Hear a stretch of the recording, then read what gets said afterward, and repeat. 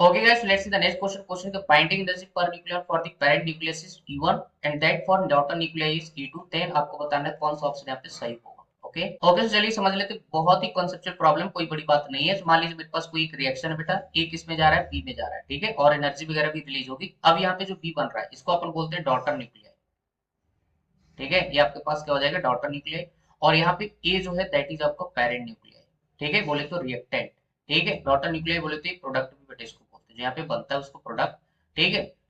आया समझ में, पेरेंट बोले तो ये रिएक्टेंट। अब यहाँ पे एक बात हमेशा समझना, रिएक्शन तभी पॉसिबल होगी जो मास ऑफ रिएक्टेंट या parent nuclei must be greater than आपका क्या होना चाहिए, मास ऑफ प्रोडक्ट, ठीक है।